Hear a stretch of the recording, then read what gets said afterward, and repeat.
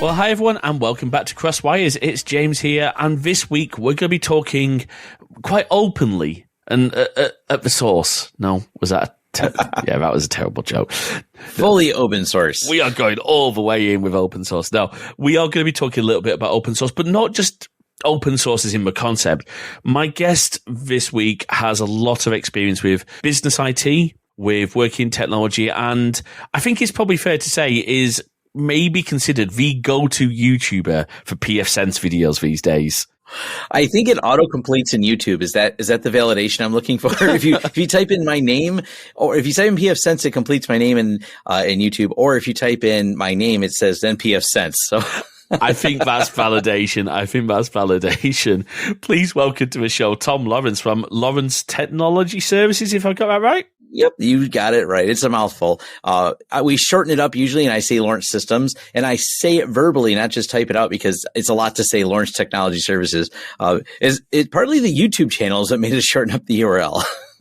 So, Tom, thank you so much for joining me. I've got to be honest, I've been wanting to get you on the show for a while. I mean, I think my Charging Status co-host sort of introduced us and said, hey, Tom, would you like to be on James's show?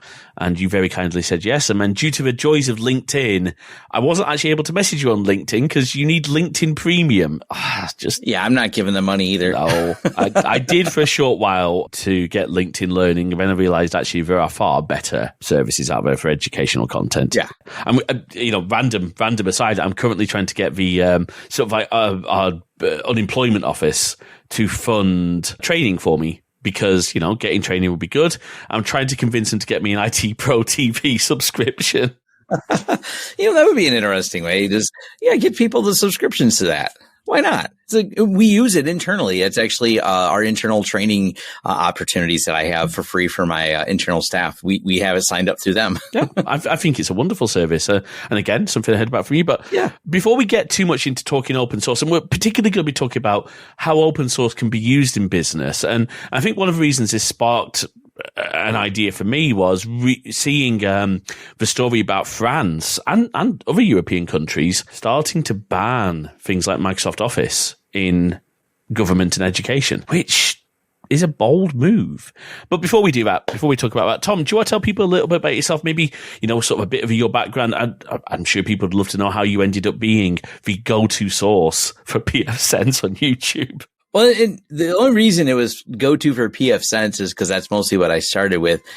So I've been doing contributions back to the open source community, sometimes just in the form of public speaking at events. And I was actually speaking at a local conference, local here to Detroit, Michigan, where I live. And the conference had only so many people that can get into, you have all the different conferences going and all these different tracks. And I was speaking on open source firewalls, specifically pfSense. And hey, I can't make it to your track, Tom. There's another one coinciding. Can you throw this up on YouTube? And I'm like, well, I could probably do that. I'm a technical person. This seems, I don't mind recording this. So some of my earlier videos were that. And I'm like, wow, these got some views. Who knew people on YouTube wanted to watch firewall videos? And that was probably around, the first one I did was maybe 2015 or 16. But I didn't really put a lot of time and effort into YouTube then. So it was quite a bit later in 2017 when I finally said, I'm going to commit some time to this because some of these videos have actually done well. And we started really putting the effort in, so to speak, to do this. And I say we because it's me in front of the camera. I do all the editing and everything, but my team is a big part of it because owning an IT services company, we're always doing stuff. So I interact a lot with my staff, and I am not the knowledge of Tom. I am the knowledge of the accumulated people I work with. So, and I help. I'm the one who brings it all to the sit in front of the camera and talk to the blank camera while it stares back at me with nothing. And I have to admit, I'll be really honest, I learned a lot of pfSense from your videos. And I think I said in my sort of introduction email, my TrueNAS box, which was up there, and I've actually moved into the lounge purely because, this is going to sound so sad, I can sleep perfectly well with the sound of hard drives going. I'm fine with that. But I know my parents are coming to stay next week. I've only got one bedroom, so I'm sleeping on the sofa. They're taking my room. But I know that my mum will not be able to sleep if she hears hard drives going. So I've moved the NAS. Yeah. I may have fallen asleep in the server room a couple of times. When I used to work in corporate, so my career actually starts all the way back in 1995. By 2000, I was in the corporate world and had a nice server room. And I loved hiding in there because it was like, secure with good door access stuff. And I was one of a few people that could go in there. It was a great place to hide from people. Love it. I remember doing like IT sort of like, it was a summer, almost like it wasn't an apprenticeship, but it was like a summer job my dad got me, very cheaply paid at the newspaper he worked at. And they had a server room. And I remember going in there, and I was only about 16 at the time. And one of the guys scared the daylights. He says, "Hey, don't touch any of these buttons because we'll set off a Halon suppression system." And every time I went to a server room, I'm like, just getting, inching away from it. Yeah, those are the alarm sounds. You have moments to leave, or you will never leave. That is the last place you will be. Yes. If you're in there and the halon goes off, you have a problem. So, for those of you who don't know what we're talking about, a halon suppression system, correct me if I'm wrong, it basically removes the oxygen from the room. That's the whole point of a halon, so that the fire doesn't have any fuel to burn. So. Right. And neither do you. Yes, indeed. Yes. That's a bit of a problem. Yeah, definitely don't want to be in there. We've had I feel like I was on a podcast recently where we were discussing people who had to escape a room where they had a fire from a UPS that went sideways. So yeah, I've known people that have done it. I've known people who have hit the big red button, as it may be called, for emergencies in rooms. Oh dear. Always fun stuff. Lots of things to be careful about in the data center. Oh, absolutely. And lots of little fun bits and pieces to see when you're working on clients' PCs. I think my favorite moment from one of your videos is the client hot glued the SSD. It wasn't the client. It was a previous service company who'd hot glued an SSD. Yes. Onto a motherboard. Yes. We're always finding things that are interesting, because my career in tech, I've owned we currently, in serendipitously, not because we could see the future, but in 2019 is when we wound down our retail store. We just didn't have time for it anymore. And the retail market really seems to have contracted and not been as lucrative as we found it. We only focus on businesses, but yeah, prior to that, from 2000, starting technically in 2005 all the way till 2019, we did retail computer repair as well. We also did some electronics repair. So you have to see all the consumer things that happened over the years. Oh, joy. Oh, yes. I've seen my fair share of cup holders coming broken. Absolutely. Well, let's get back to the open source because I think we wandered off because it's easy to do. Oh, it's so easy to do. So before we get into talking about some of the actual software, it might be good for maybe our listeners who don't understand the difference between closed source and open source to just go through at a very high level. When we say open source, what do we actually mean? And one of it, I think, from my experience, and maybe you can correct me from your experience, but when people hear open source, somehow they automatically assume that because it's open source, it's always going to be free. Yeah, and that's where it's setting those dividing lines. Being able to have access to the code is really important. It's been important for a long time. I think the security things that have gone on over the last few years have brought this to a fever pitch. You even look at the most recent news of things like, hey, the government's going to, here in the United States, and I believe in numerous places as well, are banning some of these like Hikvision cameras because they can't trust the code that's in them. A lot of this comes down to and can be solved with open source, because if you can't trust the code that builds something because you can't see it, you have a problem. The bigger thing, though, is I've always liked open source for a couple different reasons. One of them, being able to see the source code, being able to modify it yourself, being able to have some autonomy over the software you have. Now, this does not mean automatically just because you have the source, you'll know what to do with it or know how to compile it. But for those of us that are more advanced or want to do that, I think it's really important. And one of the other things that I think is often overlooked in open source is if the source code is just out there, and let's look at a company pretty famous for this, is going to be Red Hat. If you're just giving away code and you're not trying to package your code as the product with a license attached to it, the only thing left, the value of Red Hat, the reason IBM bought them, the value is the people. And when the code isn't the value, it's the value of the contributions of the people. I always think that's just a better ecosystem that it creates. It also has allowed a lot of software to flourish because with the code, there is we're just going to fork it people. And we've seen different things happen when people who are the stewards of an open source project, and it does have commercial backings. pfSense is an easy one to point at. The Netgate company is the seller of hardware that runs pfSense, but pfSense is open source and can be compiled for other hardware, and it does. They actually ship it. They're the maintainers of it. And there was a point in time when there was a disagreement, and then the forking happens. And when there's a fork of a product, well, that's because some group of people want to take the code and go their own direction. And that opportunity isn't given to you in the closed source world. Correct me if I'm wrong, wasn't Chrome's the whole thing of Chrome launching, Chrome's Blink engine was a fork of WebKit? Yeah, I think so. I don't quote me on it. Someone can call us out. I'm sure someone on Twitter will, yeah. in the comments on it. I can't remember exactly. Yeah, there's a lot of that going on. But once again, these are those opportunities that come if you can't have if the project maintainers aren't good at it, someone will fork it. It's one of those things, though, I think that's really important because this gives you a better access. Because unfortunately, with some of these companies even going out of business, there's a recent one. I can't remember the name of it, but this has happened with some of the cloud providers and things like that. Well, if you can't reconfigure the code on this device that was only available to talk to this cloud because you don't have the source code for it, well, now the device suddenly becomes as useless unless someone figures out a way to breathe new life into it, which is going to be hard if you don't have any source code for it. It just depends on how determined the reverse engineers are. So I think it overall creates a healthier ecosystem in technology. And the final one, of course, is supply chain attack. Kind of relates back to the security implications I talked about with the cameras.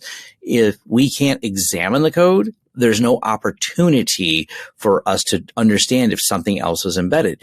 Now, I will not say open source is automatically more secure. Code that's not looked at, code that's not poked at, code that's not tested, we don't know if it's secure. It's an unknown number at that point. But with it open source, at least, we have the opportunity to do it where we only reverse engineer. There's plenty of reverse engineering tools out there. And it's not like we can't find those bugs in, things like Microsoft. We deal with bugs all the time because they're a popular product. They're closed source, but people still figure out where the, points are. They're just harder to see. They still exist. They're just harder to see those flaws. At least with open source, you can, possibly if a popular enough project out there, there's a community of people that are going to be examining it. We hope. Yeah. I mean, I know another now when we talk about this is a really hard one for me to really praise because I am a big 1Password fan, and 1Password, for all its strengths and all the good things the team do, it is a closed source proprietary solution. Another closed source proprietary password manager. Now, I know you did a video on the last time they had a breach, LastPass, and I want to be really careful. They've had an infrastructure breach. Hi, folks. Editor James here. And of course, this episode was recorded before we knew more about exactly what had been taken in the LastPass breach.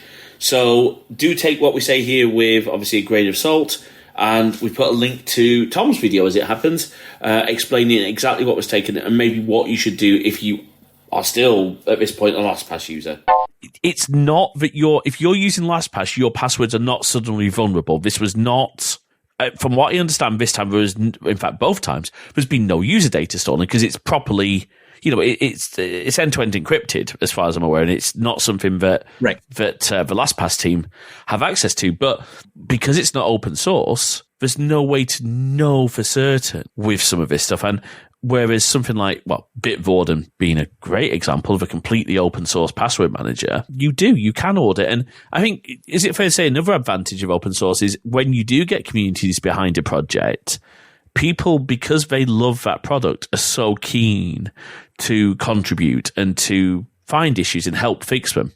Yeah, I can't really think of, I'm not saying that the number is zero, but I can't think of many closed source projects that have large communities around them of contributors, because you can't really be an easy contributor unless you directly work for the company or have to sign some NDA to help develop the product.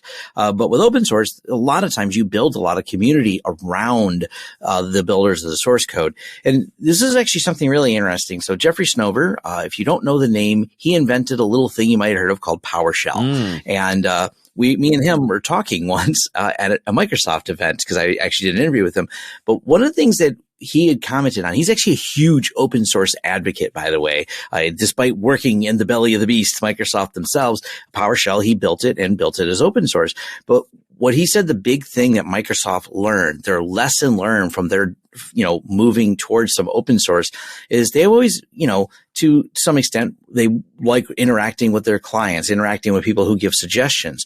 They said the big aha moment was, oh, wow, they actually took the time to submit a code change, not just a suggestion. Like, they can look at the code of some of these things, suggest the code chain, and we just have to approve a pull request at this point. They actually understood how this could be better. And instead of us having a team ask the question of, well, how do you implement that? These people can help write it. And then we just have to do QA on the code that was suggested. Like, hey, if you modified it this way or added this feature, he says that's it's one of those things that took Microsoft a long time to understand, but this is the value in the community, is when you're looking at something and you go, well, all right, we can look at this code and maybe I can see a better way to do it. And then we can just deal with the developers and go, hey, this is the way to do it. Like, this is the actual code change that would make this better.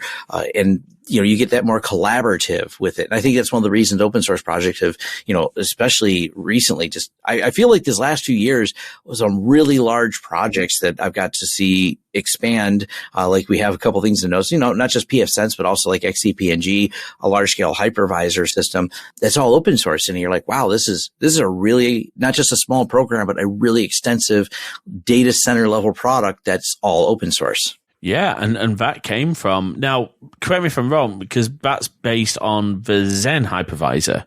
Yes, based on the Zen hypervisor. We could spend an entire episode just talking about what Citrix did wrong. Yes. And I'm sure, and you have done that sort of episode. But this is now completely open source, community, fully community backed. And I think, correct me if I'm wrong, you use it extensively for your virtualization needs. Yes. No, we use it extensively internally, and we do a lot of consulting with it. So we've helped a lot of clients move this and set this up in data centers. We work closely with the company that's behind the programming and automation of a lot of stuff on this, called Vates.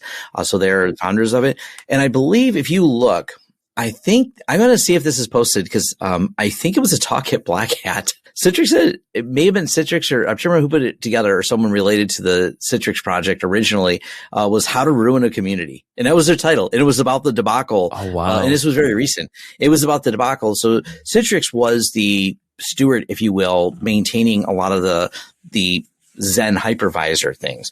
And I don't know, they just made a lot of poor choices with it that really destroyed a strong community. And this is where opportunity was seized for the fork of it that XCP-ng is, because Citrix always had this weird mix of some of it's open, some of it's proprietary. So it was open source in its core, because the Zen hypervisor, the core component of this, has been open source. It's been around a long time. It's part of the Linux Foundation project. So that is solidified. But that's just a hypervisor. That's not tooling that goes around it. So the tooling that was built around that hypervisor, some of it was open source, some of it wasn't. And Citrix kind of had a weird mix and a really poor way of doing it. The too long didn't read all the drama was there was a point release that went from, I think it was like 7.1 to 7.2. And in the point release, they added more proprietary things that removed all the free features that you had. Oh. And once you upgraded, they had no regression path. So people said, oh, look, a new version. No one that read the details, because we were going from 7.1 to 7.2. It's not a major release. It's a point release. And then all of a sudden you're like, hey, I just lost the ability to migrate VMs and all these other features. You're like, oh yeah, you got to buy a license for that now. Wait a minute. This was a license update, not a feature update. Wow. Yeah. So how to ruin a community. Absolutely. So, and we've got, I've taught, we've got, a talking point for a little bit later about some of the, again, costly solutions that have open source alternatives. But before we do that, when we talk about a business scenario, and I know from experience of working in, customer support and technical support, that companies are very, very fond of the traditional closed source solutions. Like, the last, in fact, I did a migration from Google to G Suite to Office 365 in my last role. I was project lead on that because they wanted to move everything to Microsoft. Fine. Couldn't convince them to go open source, but hey, that's okay. But what is it, do you think, about these the big boys, the Microsofts and the Googles, that are so attractive to businesses? Is it a fear of open source, or is it something else? Is it go with what you know? Well, businesses are all about solving the problems for a need they have, whatever that need might be. And so salespeople find ways in those places so they can get in there. So these salespeople are going to be well funded from companies like Microsoft. Businesses are also about risk mitigation. What should be in-house, what shouldn't be, or what is a unknown. And one of the unknowns, and thanks to Microsoft and their fear campaigns, was, well, what is this open source? Because Microsoft threatened for a long time to sue people over, Samba was one of the examples. And the litigious nature of Microsoft and constantly spreading that goes, well, I don't know if I want to go with these other solutions, because what if that legal team, and Microsoft, Bill Gates, you got to remember, guy was at Harvard, not for programming. He's Harvard Law. and the litigious nature of Microsoft was a machine, and it was a one to be reckoned with. So any fear that they threw into the market, combined with, well-funded company, lots of money and lots of resources to have enough sales staff and sales engineers and everyone saying how, ooh, the big bad scary open source. And I don't know, man, lawyers might pull the rug out from under you if you went with that other solution. So there was a lot of combinations of misinformation and money to be made, and businesses, they're not in the open source business. They're in the, we're moving freight business, for example. We're building cars here in Detroit business. They're less concerned about software. Like, give me the best solution. I don't want risk. I don't want to have something that disrupts us from making cars. So the people at the top of the business, we're going to make decisions based on those parameters. Open source GPL licenses, they don't know what those are. And that's something your lawyers will think about. Like, they're like, what keeps me out of legal hot water? And this guy I golf with that bought me a nice steak dinner says buying Microsoft keeps me out of hot water. So, and I kind of like the guy, he bought me a good round of golf and a nice steak. Love it. Open source is not easy to get well-funded salespeople for. And more recently, that's changed, but you're usually got some nerd like myself, who I've always called myself just a long-time open source advocate. I'm just the person that in their mind has a tinfoil hat screaming something about some open source thing, but I didn't have the budget to take them out to golf. That's the Tom's opinion of why there's so much proprietary software and still remains in a lot of the commercial enterprises. No, I think you're right. It's, again, money talks, doesn't it? If someone's taking because it's not, it's not the grunts on the ground. It's not the, I'll take you as an example because you've worked in that field. It's not the Toms. It's not the Jameses who are actually adminning the systems who make the purchase decisions. It's the IT directors who are getting taken out for those golf dinners. Yep. Your average IT systems admin is not getting taken out for a steak dinner. They might have to settle for a McDonald's. Right. Yeah. Yeah. We don't get, wined and dined very much by salespeople. We're just subjected to whatever the salespeople sold the people above us. It's also who's in charge. My position from a long time ago versus my position today. I've grown up with open source. The people in charge did not. So you think about now, right now in my 40s, your 40s, you may be in a management position. When you're starting out in your 20s, unless you're really lucky, you don't land that management position at 22 years old. So the open source was very new, very, interesting, and not well understood by people maybe 10 or 12 years veteran techs in there. They just hadn't really dealt with it as much. So that's also part of the driving force. Now that us ragtag group of open source crazy people are taking positions of power in our 40s and the other people retired, we get to have more say, and it brings more open source into things. It's interesting because I was talking to a friend of the show earlier, Jack, who's been on the show, talking about, is tech too complicated? He works in IT. I say, why do you think, I think pfSense is wonderful. I've deployed a couple of Netgate boxes, and for testing purposes for a while, my home was run off a spare company desktop PC we had. I put a decent NIC into it and just ran that for a while. I wish I could still, on a completely very, very not random tangent, but on a Netgate tangent, I really wish they had a slightly cheaper home box for me 1100. Yeah, I will completely agree with you. There's so many nuances to it. I think I've commented here and there on it. If you dive into some of the supply chain problems they have, being a smaller vendor is what really hurts them. They just can't manufacture things at the same scale that these other companies can. And they do well, but it's still hard to really drive those costs down to where they would like them to be. Because to them, there's that balance to keep there. They would love to have less expensive boxes and sell more of them because that means more pfSense in a marketplace and more opportunity for them.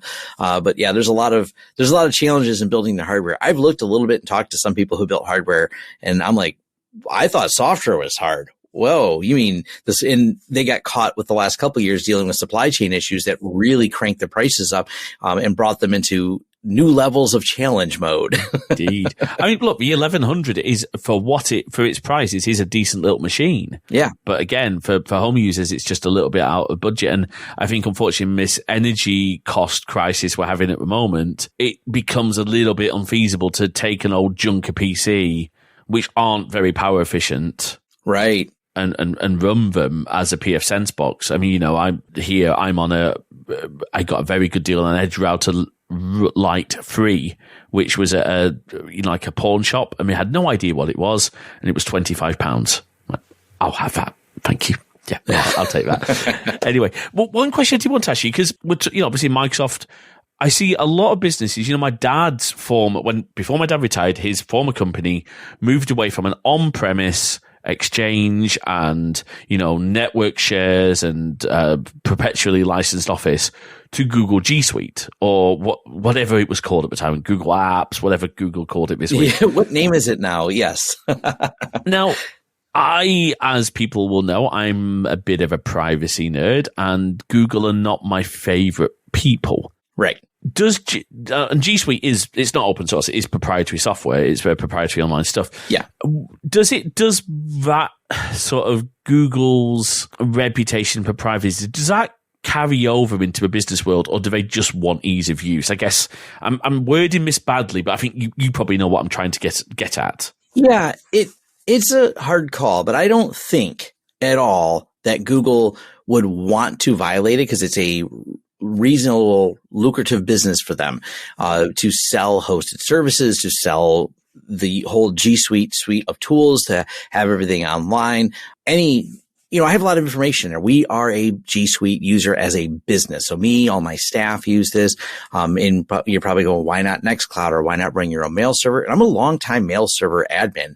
I just at one point in time said I had enough of trying to get an email out to someone, and I said, it's not my war to fight anymore. Getting emails out is really important if we have to send a quote out. So I surrendered to using everything in Google. But I think Google's not going to let someone else in, or look through my documents, my employee manuals, and things that aren't really in public view, or quotes we have that we may have stored within Google.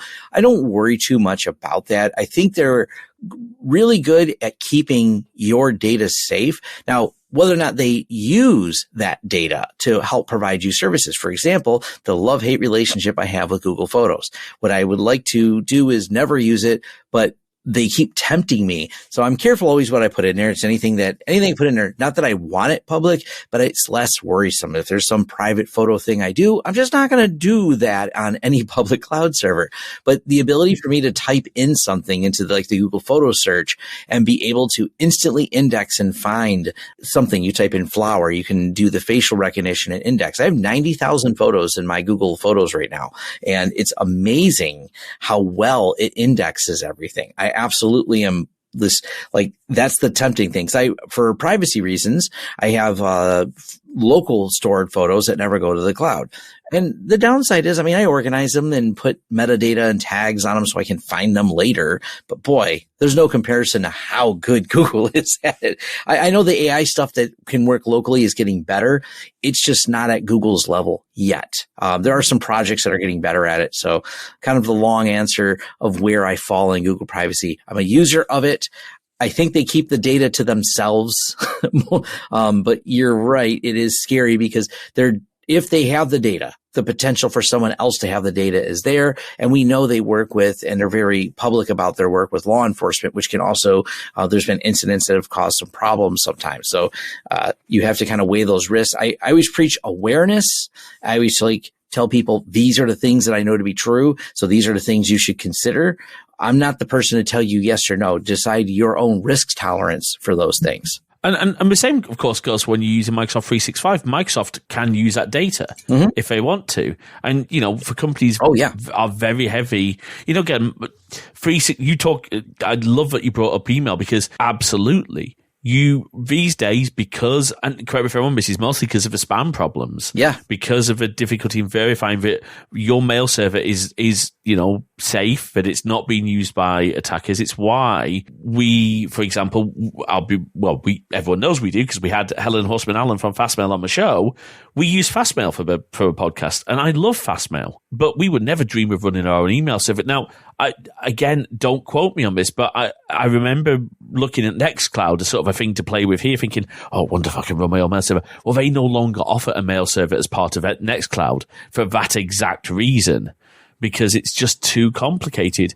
And Google, again, as Tom said, although there are concerns about what they have about you, maybe more so when we talk personal accounts like Gmail and your YouTube accounts, right? And as Tom said with Google Photos, there's some implications, but they do search. Although I will say this, they are rubbish at indexing podcast feeds.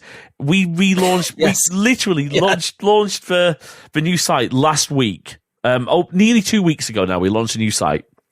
They still haven't properly switched over the feeds. Yeah, there are things, they have some shortcomings. Yes. So folks, don't use Google Podcasts. There are far better podcast apps out there. Pocket Casts, I'm sure there are lots of great open source ones that I should really know about as a podcaster, I suppose. Okay. Yeah. Or just pull, I think a lot of the open source people I know, they just pull them through RSS feeds. So make sure that you your RSS feeds up to date, 'cause that's. Oh, it is. Absolutely. No, we made a big deal about the RSS feeds. We have 3 different feeds, for one combined feed and then one for each show that we produce. So we tried to be a bit flexible there. Yep. So moving on to, so we talked about the bad guys, as it were. And I don't think that at the core, Microsoft and Google are actually bad guys, but they are closed source, they are proprietary. And Microsoft these days are becoming, this is not Steve Ballmer's Microsoft anymore. They are not like Windows subsystem for Linux. Yeah, it's interesting. And, same time I was talking to Jeffrey Snover, because this was actually at a Microsoft conference when I was doing all this, because it was the launch of Windows Subsystem for Linux. It was them getting into open source. This is like in 2017. And Jeffrey Snover said, yeah. Now, what people don't know, there's a old podcast that we used to do, and it's going to be episode 256, How Microsoft Got Git. And, that is on the Sunday Morning Linux Review podcast I did. And we interviewed the people who helped bring GitHub into there. Now, what people don't know, before Steve Ballmer left, he set the wheels in motion for more open source inside of Microsoft. Oh. And I just think that's fascinating that he did that. Now, he did this quietly, never apologized for calling open source cancer or anything like that, but he did quietly sign off on some of these things before he left and kind of set up Nadella to help carry it forward. But it's not talked about much. And I mean, the guy never formally apologized for his behavior on things. So that's one of those things. Like I wish he would have done that, because it would have been better if he actually did that part of it. It would have been a nice way to hail that transition, say, look, I got it wrong. Because for me, that's a big part of leadership, admitting when you make mistakes, right? I mean, yeah. We talked about XCP-ng earlier and pfSense, but when we think about traditionally proprietary and closed source solutions, again, the same friend I was talking to said, if I'm going to go for a firewall, I'm going to go for something by Juniper or by Cisco, because they are a known quantity. Yes. Now, where have we seen big growth in open source solutions for things that have been traditionally dominated? I mean, we've already talked about virtualization with XCP-ng. We've talked about firewalls with pfSense. What about things like collaboration suites and Office? Because, I'm thinking originally OpenOffice, though Correct.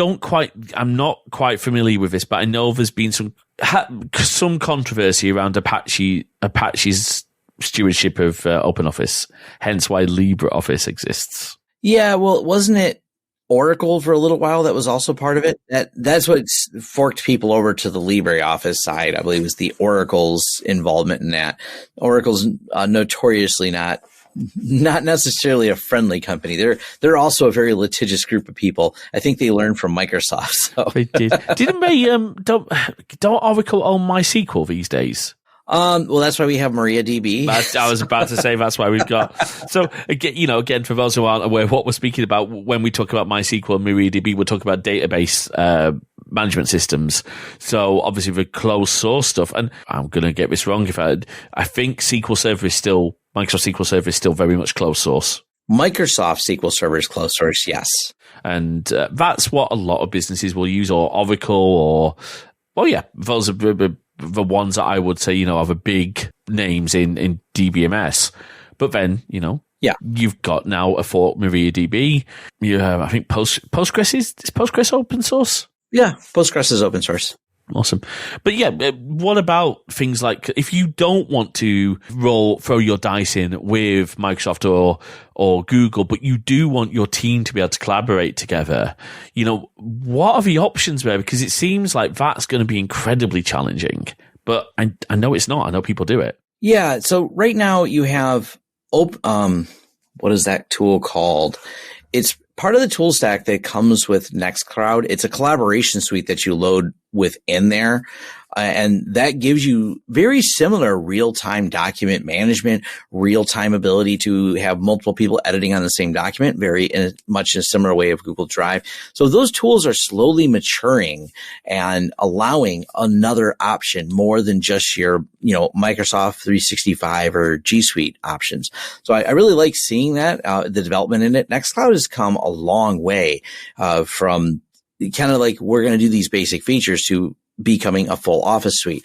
I think, not having mail in there isn't necessarily a hindrance. It's keeping them focused on some of their core functionality of having a lot of integrations for the Office side. Like that way you don't say we're an Office plus mail suite, we're an Office suite. It's one of those things, kind of like we had said, handling mail is just a bit challenging right now. It doesn't mean they don't have plugins where they can do some interoperability with it, but yeah, it can be a daunting task setting up your own mail server at times. And I guess all of this comes from in a lot of cases. Now, I know there are still businesses that by law and due to regulatory reasons still have to have on-premise solutions. Yes. But I think it's fair to say that a lot of stuff, the desire is to move it to the cloud. Now, ultimately, the cloud is just someone else's computer. Right. But to be able to have it not in your own, that data center at the bottom where Ryan Moss. Wow. Ryan Moss. I was going to say Ross and Rachel then. Where Roy and Moss live. That's not. I think it's fair to say in a lot of businesses that's becoming less and less the IT department. It's more cloud. Or am I completely wrong? No, in the small business market, it's not reasonable for them to try to run a lot of on-prem things. It's not practical for if you have a 10-user office. It's not likely you'll even have any real on-prem servers. I mean, there's some Synologies out there, which, by the way, Synology is an interesting solution that's kind of a mix of some open source and mostly a lot of closed source box. So they still have some opportunities for on-prem, but Microsoft's really making it kind of a little bit pricey for the small businesses. It becomes a big cost for them. So they're really pushing them into these subscription models in the cloud. But honestly, with the way things work today for a small business, it's probably the better bet for them. It allows them for easier expansion. If they add a user, they don't have to buy another server. If they exceed that server's capacity, they can elastically, say, hey, just add another license fee to the cloud and have all these things spun up. It's also a little bit Well, usually easier. One of the terms we use when we're talking to businesses, because we do sometimes on-prem, we do sometimes in cloud, is the term CapEx, OpEx. And it's capital expenditure, which you have a lot more of up front when you're doing on-prem, or operating expenditure. And you just tag it to the price of an employee. So I pay an employee X, it's X plus the license fees that are recurring. So how do I predict how much it's going to cost me to hire 5 more people? Well, it's that license. It's whatever I have to pay them in salary plus 5 times that license fee for those employees. When you're doing it as a CapEx, when your capital expenditure is like, we can support 10 users, but 15 users, we got to buy a new server. How much is it? Oh, it's going to be another 15 grand. I need a lead time, and I'll do this. It's going to be a project to swap out the server. Those are some of the different problems you're into. So for small businesses, it's not always practical. On the large companies, the cloud bill has came and they're not happy. So we actually helped in some of the storage projects we do with some very large companies. They're bringing stuff in-house because they're going, the cloud is really expensive. I mean, some of them are going like, we're spending $6 million in fees in the cloud every year. Wow. We think we can build a data center, even a small one, and cut in half some of these costs. And so when they look at it, because they're looking at the long-term play here, going, what if we built one of these? What if we built 2 data centers for redundancy? Well, that still costs us $6 million recurring, which, by the way, it's $6 million today. We know it's going to be $7 million tomorrow, $8 million the day after that, et cetera, et cetera. The cloud, despite compute and storage getting cheaper, the cloud keeps going the other way. So some companies are looking at those things and saying, okay, this is something we want to do on-prem. And this is where things like XCP-ng come into play. We had a lot more companies build this. So it's going to vary from company to company. We work with a lot of movie studios, for example, and no one has convinced them to stick it in the cloud, because you know how big movies are now? You could stick it in the cloud, but then the movie companies want the latest, greatest, fanciest cameras. When you start shooting in 8K, the files are bigger. So I could have stored 1080 footage in the cloud, but we're shooting 8K raw over here. and each movie's like 2 petabytes. Now what? It's why, I mean, I don't know about yourself, but production companies like, I take everybody's, I quote unquote, favorite tech YouTuber, Linus Media Group. Yeah. And you see the sort of crazy NAS builds. Now, of course, I'm sure some of those are for show, but some of that stuff is just mad. Yeah. I guess to expand on that, is it fair that when we talk on-prem, the on-prem is probably more along the storage and virtualization, yes, than the email and the productivity side? That's probably mostly cloud. Yeah, and that's what it comes down to. It's one of the companies that we built some large storage servers for. They do their engineering, and there's just a massive amount of data they collect to design their products. And I'll give a hint to the industry they're in. They crash their products and have to gather information on those. And when you crash a bunch of your products together, it creates a lot of data that needs to be analyzed. So storing that in the cloud is kind of an impractical thing just because of the volume of data. Each crash has X. They know how many they're going to crash. They know how much data they need. Their data run rate is depending on crashes. But once you start calculating that, you're like, yeah, this is probably not the best, because they do a bunch of analysis on these high intensity data sets that they collected, and they're doing that local. And, they have a compute setup that just, once all the data is loaded on the storage, they start calculating and crunching it. And that's how they get their intelligence out of it and derive their changes they may want to make. So it's kind of interesting to see the machine in action. But once again, that's all been done on-prem.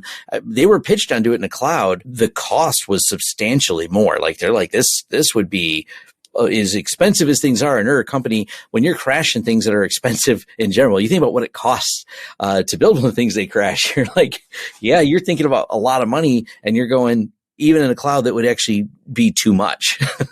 Yeah, it's a really interesting problem to have. Now, we sort of have gone around a lot of this, and I'm aware, I simply don't want to take up too much of your time, but we talked earlier a little bit about the security benefits of open source, because people can see the code, they can audit the code. Yes. Now, correct me if I'm wrong, I think, for example, 1Password has been security audited. Yeah. But that isn't something that anyone could go and do. No. They have chosen it, and you have to then trust that they've chosen a valid partner. By the way, I'm not at all casting any doubts on 1Password. I'm a huge fan. Yeah. But, again, a bit more than because it can be publicly audited, it can have that more confidence. Are there any... because when we think closed source, we think, oh, okay, well, only they know the code, therefore, and we've seen so many problems. I think back to the WannaCry vulnerabilities, that part of the problem there was really, let's be honest, people were not patching their on-prem infrastructure, their Exchange servers, everything like that. I mean, the NHS here in this country got massively stung. I remember speaking to an IT systems admin and a big NHS trust, like, yeah, our email was offline for 3 months.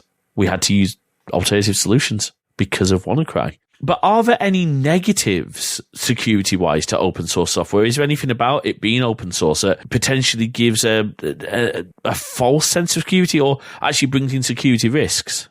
And we've had this debate before, because there's been a long time coming that I hope we get to this feature. It's called SBOM, sometimes just called SBOM for short. So it's software bill of materials. And this is something not directly about open source, it's about supply chain in general. So we understand what something was built with. We understand all the components and libraries that went into this, especially when you talk about how a project anymore isn't just someone wrote it. They have a lot of external dependencies. One of the more famous ones, just about a year ago, was Log4j.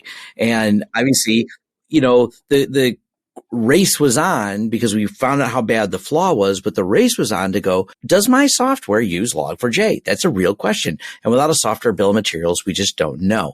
But the same argument why companies don't want to do software bill of materials and why they don't want to do open source is kind of the same when it comes to security. They're going, but if someone could see it, they would be able to, quickly derive that we used it and then leverage that information against us. But the reality is that really isn't how it's played out in the market. That's the argument for it. But the way we've watched it play out in the market, look at ESXi. ESXi has Log4j. They did release patches. People didn't patch, because patching your virtualization infrastructure is risky. It is, wow, what if this breaks? This takes down not just a server, but all the servers that are on here. So there's obviously a lot of these out there that haven't been patched, what led to a lot of the big security breaches we've seen in 2022 was related to ESXi. Just nature of it. If it's exposed, it's a big company usually using it, and therefore it's a big incident when it happens. But here they are. People figured out that it was built with it without a software bill of materials, without it being open source. And the list goes on for people figuring a lot of these things out. There was a recent vulnerability posted with a tool called R1Soft. It's a backup software that had a Java library. Now, this was not known, but someone figured it all out, that it was based on that. And it was, people found ways to turn this vulnerability into a full exploit on a public-facing web interface that runs a backup. And what are you backing up? Usually things that are critical in businesses, because this is a licensed, paid proprietary software.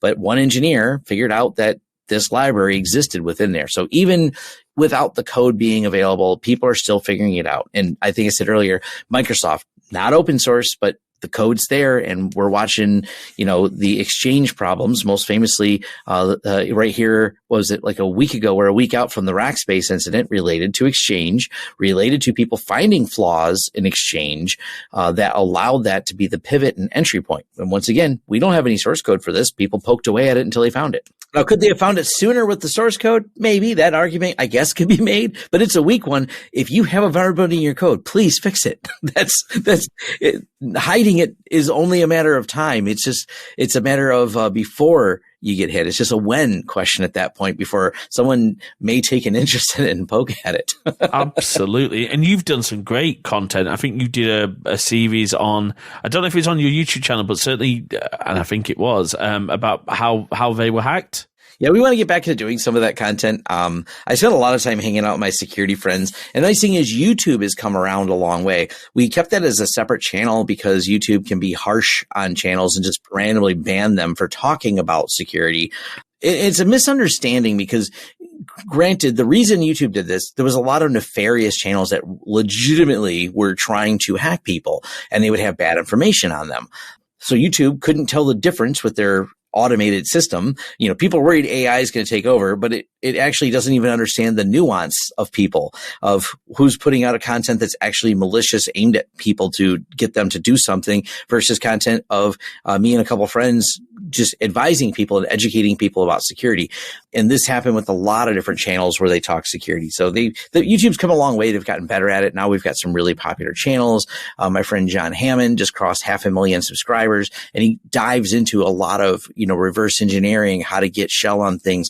He does a lot of security training, and so do many other great people out there in tech, which is awesome. It is, I'd say, I think it's fair to say, when I look at tech YouTubers, and there's one final thing I want to talk about before we wrap up, but when I look at tech YouTubers, I look at yourself, I look at Chris Sherwood, Learn Linux TV. Yep. And I'd say mutual acquaintance, or maybe daring to say friend, Cody from Mac Telecom Networks. Yeah, Cody, Jeff Geerling, there's a lot of us, Techno Tim, Jeff from Craft Computing.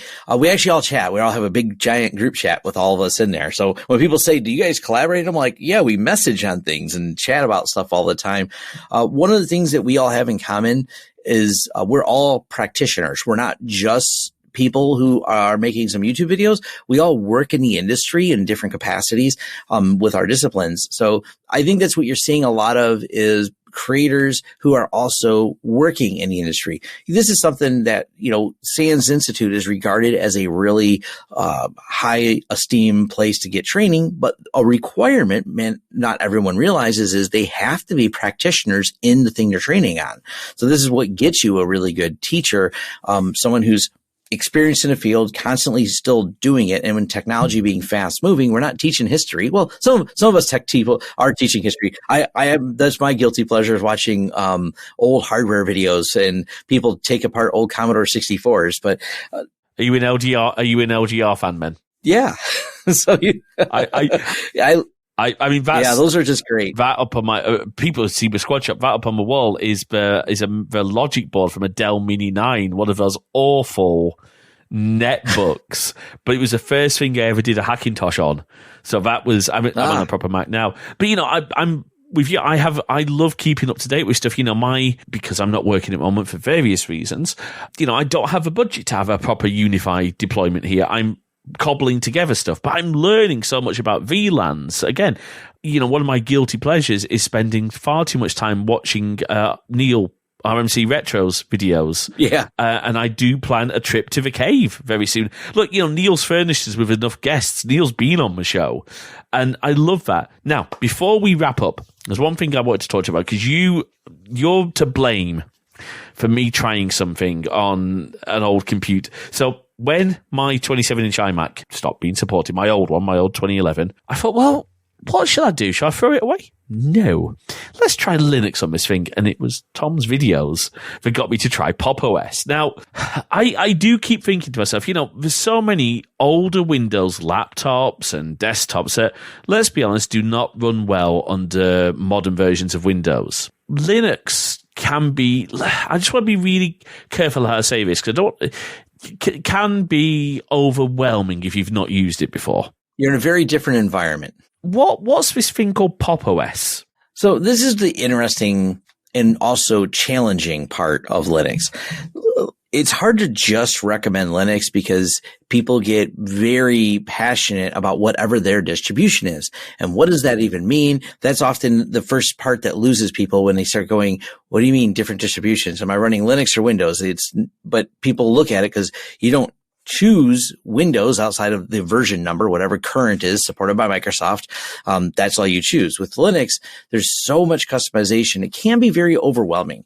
And not everyone stops to think about having too many choices can be a real tax on someone, because now they start researching it, especially if they're analytical. They'll go further and want to research it almost too much. And then you're like, well, should I run GNOME or KDE or Ubuntu or Debian or Red Hat, and all those choices. So to simplify things, Ubuntu is one of the more popular, easier to use distributions. I really like it. If someone's starting out, I just say, hey, start with Ubuntu. But I changed that not that long ago to Pop! OS. And my reasoning is Pop! OS does a really nice job of packaging it to make it easy to use for people who are new.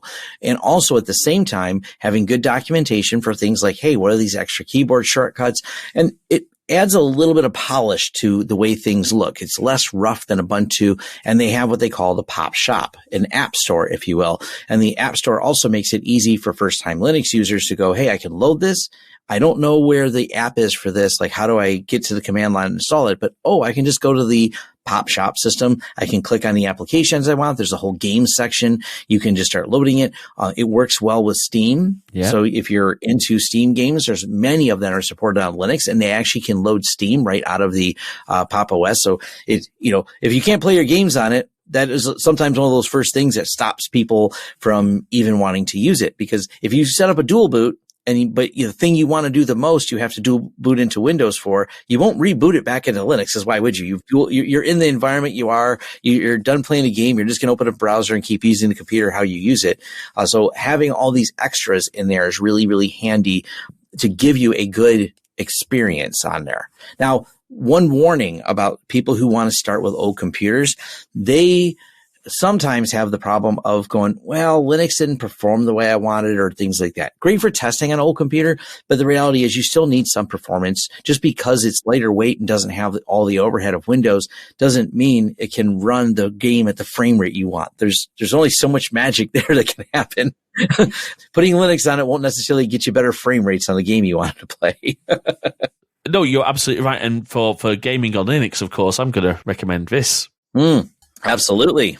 I think that's ushering in more gaming on Linux as well. Oh, gosh, yeah. I mean, so this is, for those of you who don't know, me and Jay both now have Steam Decks. Being really honest, folks, the reason we got them, obviously we're an expense, but the reason we got them was because it's going to make our streaming stuff so much easier. We can just capture that device and just stream. But yeah, we're seeing more and more stuff. Valve have put a lot of work into making gaming on Linux, if, as Tom said, you've got the appropriate hardware for the frame rates. Yeah. But I think also, once a device stops getting security updates, maybe you've got an older machine that can't, for whatever reason, run Windows 10, or, with my iMac, can't run a latest version of Mac OS. Pop! OS, actually, it means that you are still getting security updates, because my golden rule, and I don't know whether or not you'll agree with me on this, I hope you will, is that once a device stops receiving security updates from its original manufacturer or the OS vendor, it is time to stop using it. Yes, I will agree with that. That is a real hard stop there. If you can't get security updates for this and you plan to use it on the internet, because, I'm not saying don't use your Commodore 64. They don't have security updates for them, but if you plan to put it online, it's really a consideration. I like that caveat. If you plan to use it on the internet, and it's one of the pet peeves of mine is, no, stop using that iPhone 4S to do your online banking. Please stop doing that. Right. Well, we have an internal joke. Being in the Detroit area, we have a lot of manufacturing, and manufacturing, everything's just a tool to them. And some of their tools, actually many of their tools, because some of these businesses, we have a few clients that have been in business since the 1920s. It's like third generation running these companies, and they don't replace tooling that works. And one of them is running OS2. Now, these OS2 machines are not online, and it's just funny to me to see them running, but they build these cabinets with them. Like they build the faces and all the milling for the cabinets. It works beautifully. And as the machine, it's amazing the machines still work fine, but we just clone hard drives as needed. Because if one of them dies, it's usually a hard drive from that age, but you can find them on eBay. We have another one that runs Windows 95. It's offline, of course, but it's actually laser etching serial numbers into parts. That's all it does. As the parts come down, it runs a $500,000. It's all part of this. It's part of a machine. It's not just one component, but the Windows 95, that's all it does. And the only thing you do is go up to terminal. If there's any problem and start it, whatever, they look at the device. What was the last serial number? Oh, this one ended at this one. So start the next one at this one if the computer gets reset, and they punch it. And as it comes through, this laser beam just shoots a serial number across there. But we joke about those because we call it security through antiquity. A lot of it's just too old to get hacked. But It's all offline. It's a good point. And, because the reality is it would cost far more to redevelop the software for a modern platform. Yes. Than it would to just keep cloning drives. And, it's the reason we still have ISA board computers today. I think LGR found something, but, still does ISA because it's a requirement for that type of industry. Anyway, I love Pop! OS. If it was up to me, I would go around with a flash drive and start just randomly installing it on all my friends' computers. I think that would go down badly. But I mean, look, I had my dad's old work laptop. They let him keep. He said, "Here, you can have this." So I put Pop! OS on it, and it was a great little Linux machine for, because I did do a little bit of sort of independent tech help for old people. One of the best things I have is a little USB 3 to SATA adapter. Okay, yeah. So if a hard drive dies, I can easily, I think I've got that and I've got a drive dock, so I can easily clone drives by and get them up and running again from a Linux machine. It's great. But anyway, Tom, thank you so much for your time. So where can people find you and your content if people want to find a little bit more about yourself? It all starts at my website, lawrencesystems.com. That way, whenever in the future you're listening to this, wherever I may be, there's always links at the bottom for everything, but obviously on YouTube, currently Mastodon and Twitter. I still post on those places and LinkedIn, as we mentioned at the beginning. So I'm pretty easily found, but if you start at my website, all my social links are always down there at lawrencesystems.com. That way you can start there and figure out which platform you'd like to engage with me or just watch my content. So. And you've got some great merch as well. And of course, I'm assuming if people want to hire you and are in the US, they can reach you out because you don't do international stuff.